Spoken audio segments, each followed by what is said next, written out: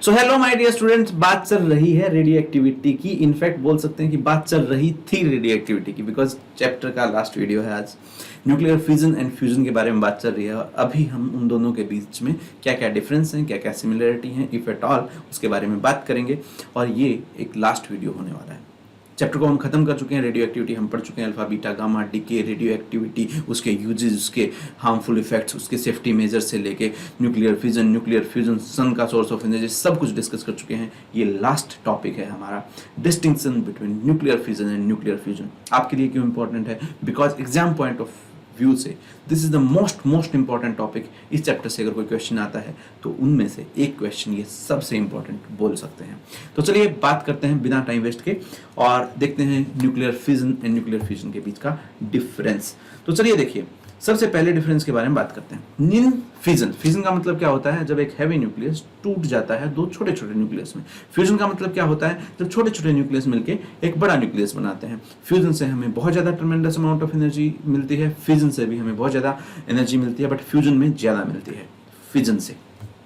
तो चलिए पहला पॉइंट बात करते हैं। In fission when neutrons are bombard on heavy nucleus it splits into two nearly equal light fragments. Correct, यही इसकी डेफिनेशन भी है। In fusion at very high temperature, कितना temperature? 10⁻⁷ kelvin approximately, and high pressure, two light nuclei combined to form heavy nucleus. और तुम्हें बहुत ज्यादा energy मिलती है। इसमें छोटे छोटे मास भी एक काफी बड़ी अमाउंट ऑफ एनर्जी आपको देते हैं, और न्यूक्लियर फिजन में एक बड़ा मास तुम्हें एक बड़ी एनर्जी देता है। In this reaction is possible at ordinary temperature and ordinary pressure. यहाँ पे ऐसी कंडीशन नहीं है, यहाँ पे high temperature and high pressure चाहिए। तीसरे पॉइंट के बारे में बात करें तो in one fission reaction nearly 190 million electron volt energy is released. In one fusion reaction nearly 24.7 million electron energy is released. मैंने कई रिएक्शन के बारे में बात की थी, किसी में 18.5 जनरेट हो रहा था, किसी में 24.7, किसी में 32 पॉइंट समथिंग।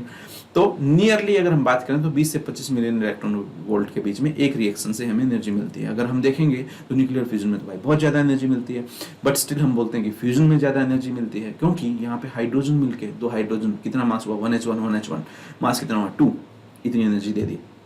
वहां पे बात यूरेनियम की हुई थी 235, जिसको 236 हमने बना दिया था, और वो हमें 190 दे रहा था। उसके सामने ये एनर्जी बहुत ज्यादा है। अगर हम मास को कंपेयर करते हैं तो कितने मास ने कितनी एनर्जी दी, अगर हम वो देखते हैं तो for the same mass the energy released in the fission process is less than that of the fusion process. ये हम डिस्कस कर चुके हैं। For the same mass, the energy released in the fusion process is much more than that of the fission process. The fissionable substance is radioactivity. जो fission होता है वो radioactive होता है, so it gives out harmful radiation. Because radioactive है तो alpha beta and gamma निकलेंगे ही निकलेंगे, and it creates problem in disposal of the waste. तो ये बहुत चैलेंजिंग है, इसलिए न्यूक्लियर रिएक्टर को while establishing it during the process and for the waste हमें बहुत ध्यान देना पड़ता है। उसके ऊपर भी हमने डिस्कस किया था। The fusionable substance is not radioactive. Why? Because इसमें हम हाइड्रोजन, हीलियम, ड्यूटेरियम, ट्रिटियम ये सब यूज कर रहे हैं, तो रेडियो एक्टिव नहीं है। So it does not give out any harmful radiation. Disposal of waste is not difficult. Correct, but अब तक हम हार्नेस नहीं कर पा रहे हैं। अब तक हम 10⁻⁷ का केल्विन का जो टेम्परेचर है उसको कन्वीनियंटली अचीव नहीं कर पा रहे हैं, इसलिए हम न्यूक्लियर फ्यूजन नहीं कर पा रहे हैं। The fissionable substance is found within limit. The fusionable substance is found in abundance. Sea water से हमें बहुत सारा कुछ मिल सकता है। हमारे पास बहुत ज्यादा अमाउंट में प्रेजेंट है fusionable substance, hydrogen, helium, deuterium, tritium, ये सब हमारे पास हैं या हम उनको बना सकते हैं। बट जो फिजनेबल सब्सटेंस जो यूरेनियम है वो एक लिमिटेड अमाउंट में हमारे पास प्रेजेंट है। पॉइंट नंबर 7 के बारे में बात करें तो fission process can be controlled. Nuclear reactor is based on the controlled fission reaction.